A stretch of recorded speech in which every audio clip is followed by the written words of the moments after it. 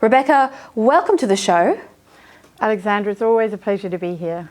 Well, Rebecca, another day, another magazine cover, it seems. This week we feature a scene out of Alice in Wonderland with the ousted MP Moira Deeming appearing as Alice on an adventure in the crazed world of Victorian politics, lorded over by the King of Hearts, John Pesutto, which every single piece of auto cue software corrects to the salty Italian meat prosciutto. Now, hanging over this scene is the Cheshire Cat Daniel Andrews. Rebecca, has the Victorian Liberal Party become a surreal and nightmarish landscape from a child's horror? A child's afternoon dream. Perhaps. I mean, I love the headline, which I have to give full credit to, Editor-in-Chief Rowan Dean, Malice in Prosciutto Land.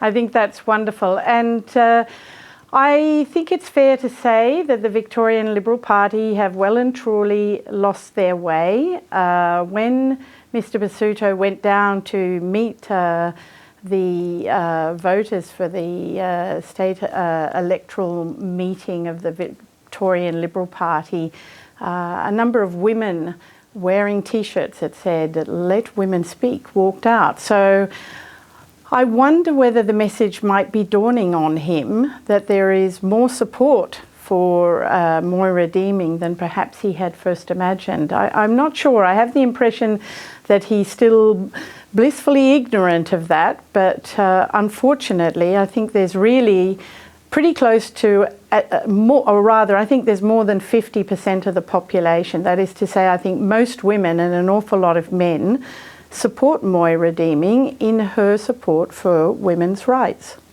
Well, I might ask you the same question that I asked Terry Barnes, our double shot creator, and that is, what do you think his chances, Pesutto's chances of re-election are, given what happened? Because whether you agree with Moira or not, what took place in Victoria has been quite toxic to the Victorian Liberal parties, and the party is certainly divided now on the topic of women.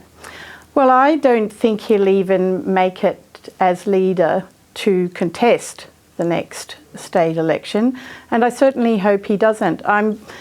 It gives me no pleasure to say this, but the reality is that you, as a leader, you have to show leadership.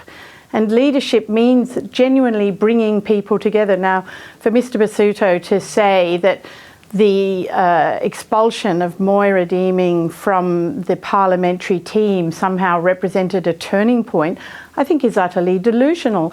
I mean, almost or around about a third of the party supported her. So all he succeeded in doing was making his very small, he has about half the number of members of the Victorian Parliament compared with Labor.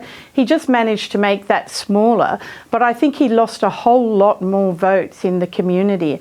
I mean, my opinion is that the people of Aston, when they voted in that by-election, this is an outer suburban seat where people take a pretty down-to-earth view, and they don't, support drag queen story time. I know there was an attempt to run one in the nearby council that was cancelled after protests.